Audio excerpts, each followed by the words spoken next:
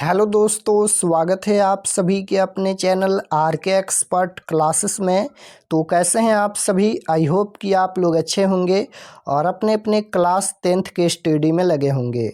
तो आज के क्लास में हम लोग पढ़ने वाले हैं क्लास 10th साइंस यानी विज्ञान के 80 भी महत्वपूर्ण ऑब्जेक्टिव क्वेश्चन जो आपके मैट्रिक बोर्ड परीक्षा 2026 में पूछा जाएगा।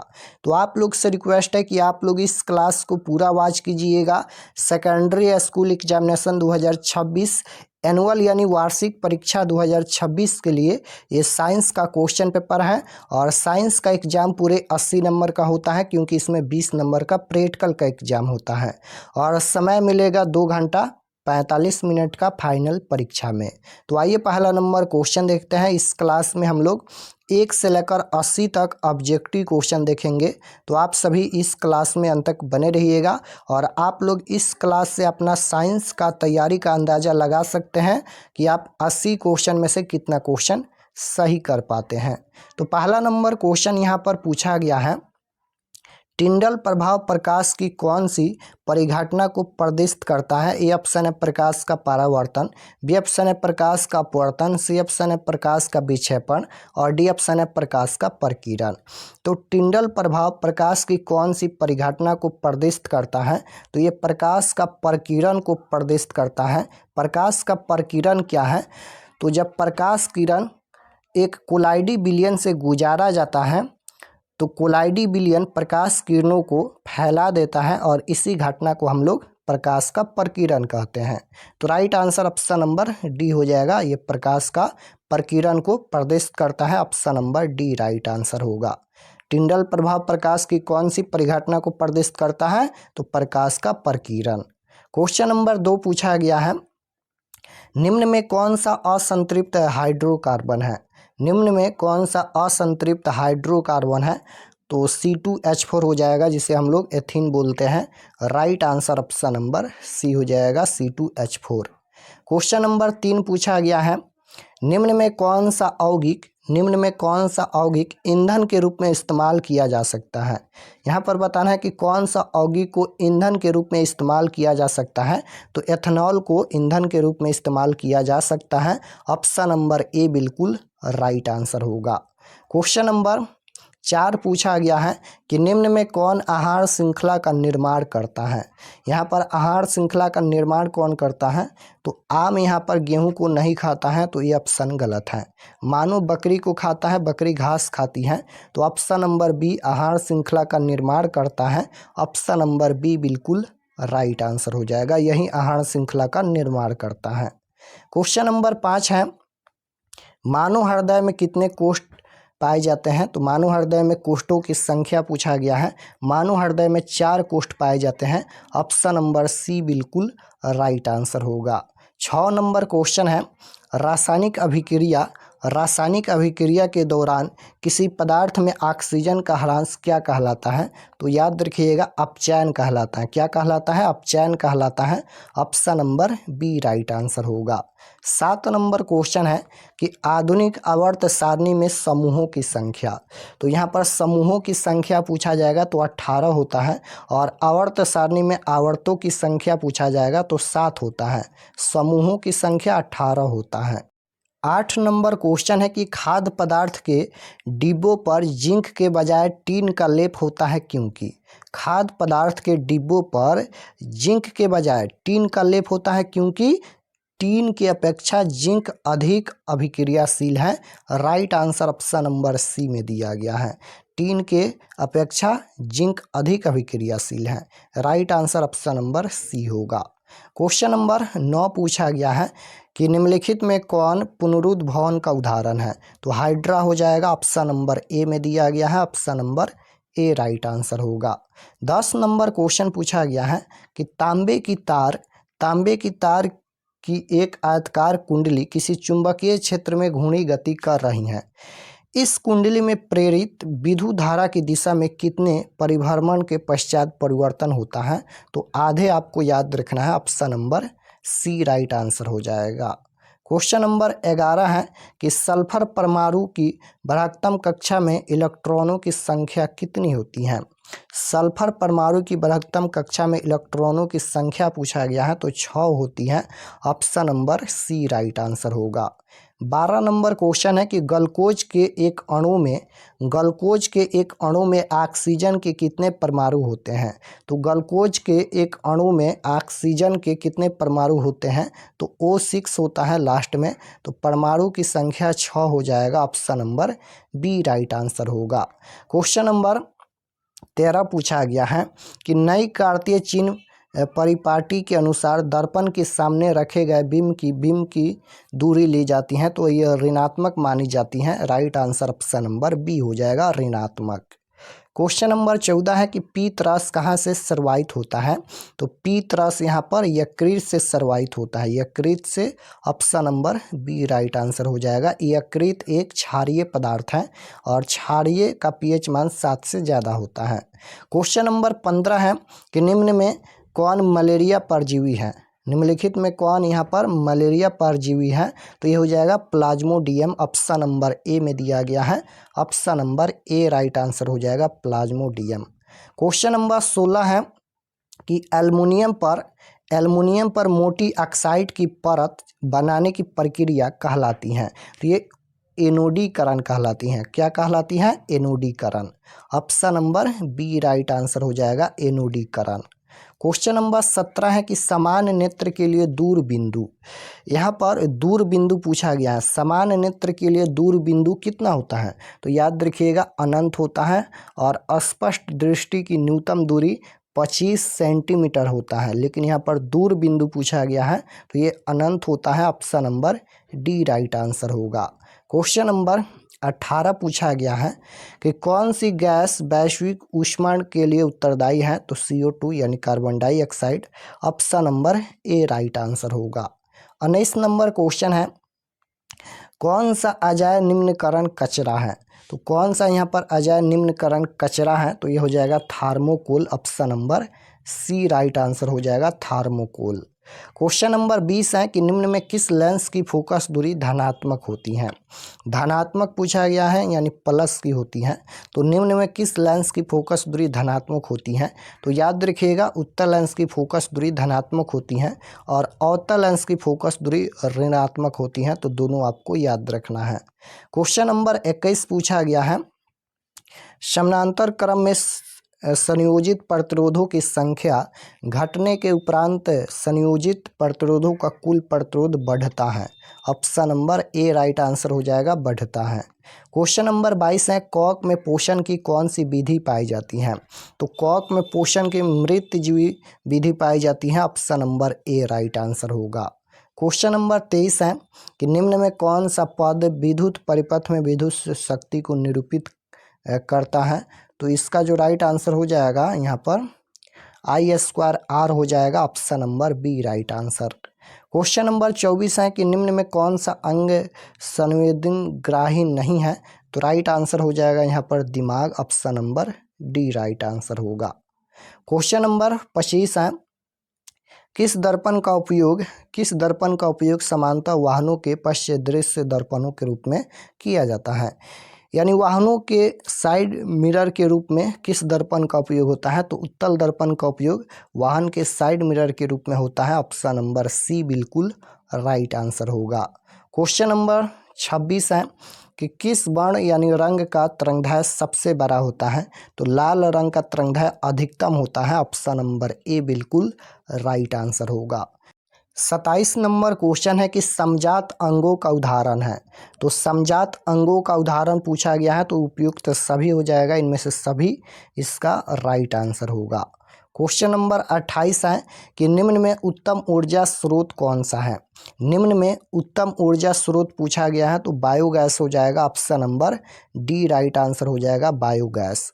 क्वेश्चन नंबर 29 पूछा गया है कि कौन अंतःस्रावी और बाह्यस्रावी ग्रंथि जैसा कार्य नहीं करता है। तो ये पीयूष ग्रंथि नहीं करता है। Option number B right answer होगा।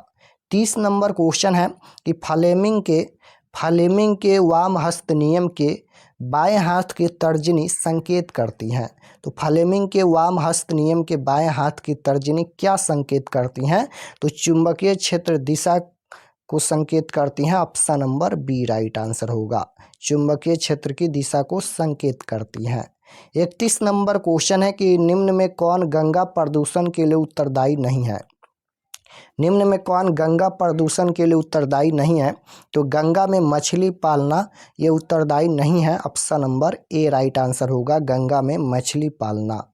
32 नंबर क्वेश्चन है, पुष्प का नर जननांग क्या कहलाता है?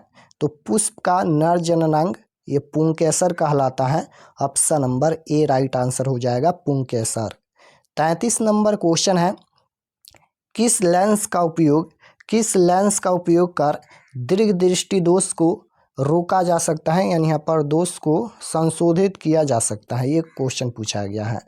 तो सबसे पहले दीर्घ दृष्टि दोष और दूर दृष्टि दोष दोनों एक ही होता है, और ये कब उत्पन्न होता है? तो जब दूर की वस्तु साफ साफ दिखाई देता है और नज़दीक का वस्तु साफ साफ नहीं दिखाई देता है, तब यहाँ पर दीर्घ दृष्टि दोष यानी दूर दृष्टि दोष उत्पन्न होता है, और इसे दूर करने के लिए उत्तल लेंस का व्यवहार होता है। तो right answer option number B हो जाएगा, उत्तल लेंस। क्वेश्चन नंबर 34 है, विरंजक चूर्ण का रासायनिक सूत्र। विरंजक चूर्ण का सूत्र होता है CaOCl2।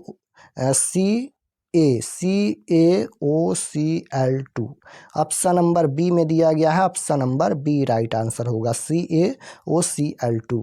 क्वेश्चन नंबर 35 है कि कौन सा पदार्थ लाल लिटमस को नीला कर देता है? तो कौन सा पदार्थ है जो लाल लिटमस को नीला कर देता है? तो लाल लिटमस को नीला कौन करता है? तो याद रखिएगा, क्षार करता है। लाल लिटमस को नीला कौन करता है? क्षार करता है। और नीले लिटमस पत्र को लाल कौन करता है? तो याद रखिएगा, अम्ल करता है। दोनों आपको याद रखना है। लाल लिटमस पत्र को नीला करता है क्षार, और नीले लिटमस पत्र को लाल करता है अम्ल। तो पूछा गया है कि लाल लिटमस को नीला कर देता है, तो क्षार होगा, ऑप्शन नंबर बी में दिया गया है। अम्ल का पीएच मान 7 से कम होता है और क्षार का पीएच मान 7 से ज़्यादा होता है, और उदासीन विलयन का पीएच मान 7 होता है। क्वेश्चन नंबर 36 है कि कौन सा अभिलक्षण वंशागत नहीं है? कौन सा यहाँ पर अभिलक्षण वंशागत नहीं है? तो चमड़ी का रंग हो जाएगा, option number B right answer. Question number 37 है, शुद्ध जल का पीएच मान 7 होता है। Option number B right answer होगा, शुद्ध जल का पीएच मान 7 होता है। क्वेश्चन नंबर 38 है कि कौन सा कार्बन यौगिक सबसे अधिक अभिक्रियाशील है? तो कौन सा कार्बन यौगिक सबसे अधिक अभिक्रियाशील है? तो ये हो जाएगा C2H4, option number C right answer. Question number 39 है, हाइड्रोजन के 2 परमाणुओं के बीच कितने आबंध बनते हैं? तो हाइड्रोजन के 2 परमाणुओं के बीच 1 आबंध बनते हैं, option number A right answer होगा। 40 नंबर क्वेश्चन है कि विद्युत ऊर्जा का व्यापारिक मात्रक क्या है? तो विद्युत ऊर्जा का व्यापारिक मात्रक यूनिट होता है, option number C right answer हो जाएगा, यूनिट। 41 नंबर क्वेश्चन है कि प्रकाश की किरणें गमन करती हैं। तो प्रकाश की किरणें हमेशा सीधी रेखा में गमन करती हैं, ऑप्शन नंबर सी बिल्कुल राइट आंसर होगा। क्वेश्चन नंबर 42 पूछा गया है कि अवतल दर्पण किस प्रकार का दर्पण है? तो अवतल दर्पण को हम लोग अभिसारी दर्पण कहते हैं। याद रखिएगा, दर्पण पूछा गया है तो अभिसारी दर्पण कहते हैं, और उत्तल दर्पण को अपसारी दर्पण कहते हैं। लेकिन लेंस में पूछा जाएगा तो उत्तल लेंस को अभिसारी लेंस कहते हैं और अवतल लेंस को अपसारी लेंस कहते हैं। क्वेश्चन नंबर 43 है कि दृश्य प्रकाश में किस वर्ण का तरंगदैर्घ्य अधिकतम होता है? तो लाल रंग का तरंगदैर्घ्य अधिकतम होता है, ऑप्शन नंबर बी में दिया गया है, लाल रंग का तरंगदैर्घ्य अधिकतम होता है। 44 नंबर क्वेश्चन है कि साइड मिरर के रूप में प्रयुक्त होता है। तो साइड मिरर के रूप में उत्तल दर्पण प्रयुक्त होता है, option number B right answer होगा। 45 नंबर क्वेश्चन है कि निम्न में कौन सा पदार्थ लेंस के लिए प्रयुक्त नहीं किया जा सकता है? तो यहाँ पर पीतल हो जाएगा, मिट्टी या पीतल, option number C right answer. Question number 46 है, लेंस में मुख्य फोकस की संख्या होती है। तो F1 और F2 होता है, यानी लेंस में मुख्य फोकस की संख्या 2 होती है, option number C right answer. शरीर में सबसे छोटी रक्त वाहिनी, तो शरीर में सबसे छोटी रक्त वाहिनी वायना केवा होता है, option number B right answer होगा। शरीर में सबसे छोटी रक्त वाहिनी वायना केवा। 48 नंबर क्वेश्चन है, पौधों में जनन अंग कहाँ पाए जाते हैं? तो पौधों में जनन अंग पुष्प में पाए जाते हैं। Option number A right answer होगा। पौधों में जनन अंग कहाँ पाए जाते हैं? पुष्प में। प्रकाश संश्लेषण होता है तो ये हमेशा हरे पौधे में होता है और ये दिन में होता है। Option number A right answer होगा। 50 नंबर क्वेश्चन है, निम्नलिखित में कौन सी अधातु विद्युत का सुचालक है? तो यहाँ पर ग्रेफाइट ये विद्युत का सुचालक होता है, कुचालक नहीं सुचालक होता है। यहाँ पर कौन सी अधातु? तो ग्रेफाइट यहाँ पर ये अधातु है और ये विद्युत का सुचालक होता है। क्वेश्चन नंबर 51 है, निकट दृष्टि दोष को दूर करने के लिए कौन सा लेंस प्रयुक्त होता है? तो सबसे पहले निकट दृष्टि दोष कब होता है? तो जब नज़दीक का वस्तु साफ साफ दिखाई देता है और दूर की वस्तु साफ साफ नहीं दिखाई देता है, तब निकट दृष्टि दोष उत्पन्न होता है और इसे दूर करने के लिए अवतल लेंस का व्यवहार होता है। ऑप्शन नंबर ए बिल्कुल राइट आंसर होगा। 52 नंबर क्वेश्चन है, विद्युत का अच्छा चालक है? तो विद्युत का सबसे अच्छा चालक चांदी होता है। Option number D right answer होगा। क्वेश्चन नंबर 53 है कि लेंस की शक्ति की इकाई क्या होती है? तो लेंस की शक्ति की इकाई डायोप्टर होती है। Option number A right answer हो जाएगा, डायोप्टर। क्वेश्चन नंबर 54 है कि तारे की टिमटिमाने का क्या कारण है? तो वायुमंडलीय अपवर्तन के कारण तारे हमारे नेत्रों में टिमटिमाते नजर आते हैं। Option number B right answer होगा, वायुमंडलीय अपवर्तन। क्वेश्चन नंबर 55 है, किस लेंस को अभिसारी लेंस कहते हैं? तो उत्तल लेंस को अभिसारी लेंस कहते हैं और अवतल लेंस को अपसारी लेंस कहा जाता है। क्वेश्चन नंबर 56 है, किसी अंतरिक्ष यात्री को आकाश कैसा प्रतीत होता है? तो नीले की अपेक्षा काला प्रतीत होता है, क्योंकि वहाँ पर कोई वायुमंडल नहीं होता है, न ही वहाँ पर कोई प्रकीर्णन हो पाता है, इसलिए किसी अंतरिक्ष यात्री को आकाश नीले की अपेक्षा काला प्रतीत होता है। Option number C right answer होगा। 57 नंबर क्वेश्चन है कि किस दर्पण से हमेशा वस्तु से छोटा प्रतिबिंब बनता है? तो उत्तल दर्पण में छोटा प्रतिबिंब बनता है, अवतल दर्पण में बड़ा प्रतिबिंब बनता है। कौन सी बीमारी श्वसन तंत्र से संबंधित है?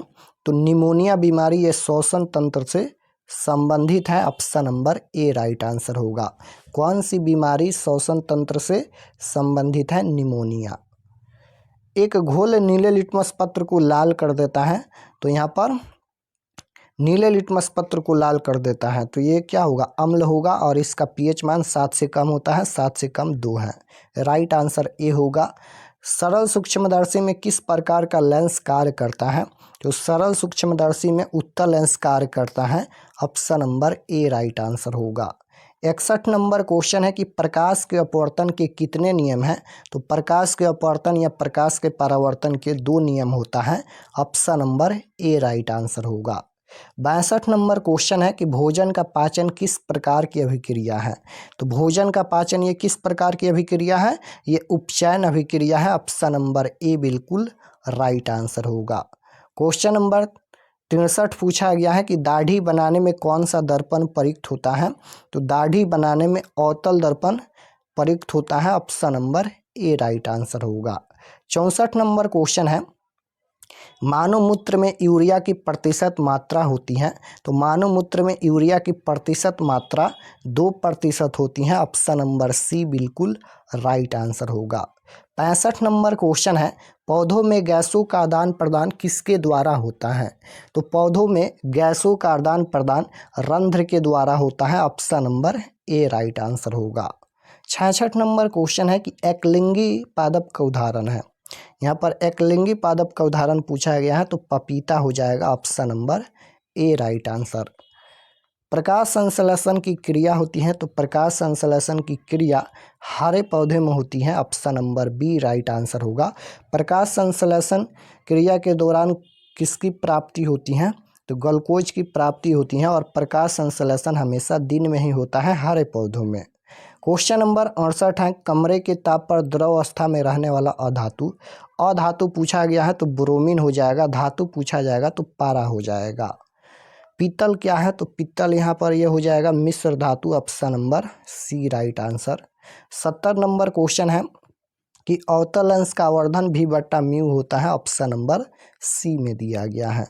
उदासीन विलयन का पीएच मान 7 होता है अम्ल का पीएच मान 7 से कम होता है, क्षार का पीएच मान 7 से ज़्यादा होता है। ओम का नियम है तो ओम का नियम बराबर होता है V बराबर IR, option number A right answer. किस जीव में हीमोग्लोबिन नहीं होता है तो मक्खी में हीमोग्लोबिन नहीं होता है, option number B right answer होगा। पादप में जाइलम उत्तरदायी है तो पादप में जाइलम उत्तरदायी है जल का वहन के लिए, option number A right answer होगा, जल का वहन के लिए। कार्बन क्या है तो कार्बन नाइट्रोजन ऑक्सीजन ये अधातु होता है, option number B right answer होगा। अम्ल का जलीय विलयन सुचालक होता है तो अम्ल का जलीय विलयन विद्युत का सुचालक होता है, कुचालक नहीं सुचालक होता है, right answer option number A होगा। क्वेश्चन नंबर 77 है, किस धातु को चाकू से सरलता से काटा जा सकता है तो सोडियम और लिथियम को चाकू से काटा जा सकता है, option number D right answer होगा। 78 नंबर क्वेश्चन है, कार्बन की परमाणु संख्या है तो कार्बन की परमाणु संख्या 6 होता है और उसकी संयोजकता 4 होता है, कार्बन का संकेत सी होता है। तो यहाँ पर कार्बन की परमाणु संख्या 6 होता है। क्वेश्चन नंबर 79 है, मनुष्य के शरीर की सबसे बड़ी ग्रंथि पूछा गया है तो मनुष्य के शरीर की सबसे बड़ी ग्रंथि यकृत होता है, option number D right answer होगा। 80 नंबर क्वेश्चन है, प्रकाश का बाण विक्षेपण किस उपकरण से संभव होता है तो ये दर्पण से नहीं, लेंस से नहीं, प्रिज्म से होता है, option number C right answer होगा। प्रकाश का बाण विक्षेपण किस उपकरण से संभव होता है, प्रिज्म से। तो यहाँ पर हम लोग साइंस यानी विज्ञान के 80 महत्वपूर्ण ऑब्जेक्टिव क्वेश्चन पढ़े हैं। तो आप लोग कमेंट में बताइए कि आपका कितना प्रश्न सही हुआ। और अगर आप लोग चैनल पर नए होंगे तो चैनल को ज़रूर सब्सक्राइब कर लेना ताकि आने वाले नेक्स्ट क्लास आपके पास ज़रूर पहुँचे। और फाइनल परीक्षा का समय बहुत ही कम बचा है, इसलिए आप लोग सेल्फ स्टडी कीजिए, रिवीजन कीजिए और जो भी क्लास हो रहा है इस चैनल पर आप लोग सभी क्लास को ज़रूर ज्वाइन कीजिए। जो भी हम क्वेश्चन पढ़ाएंगे 100% आपके परीक्षा में पूछा जाएगा। और हम PDF भी तैयार कर रहे हैं और सब्जेक्ट का ऑब्जेक्टिव तो आपको मिलेगा जल्द ही। तो आप लोग चैनल को ज़रूर सब्सक्राइब कर लेना। मिलते हैं नेक्स्ट क्लास में, तब तक अपना स्टडी कीजिए। आप सभी को धन्यवाद।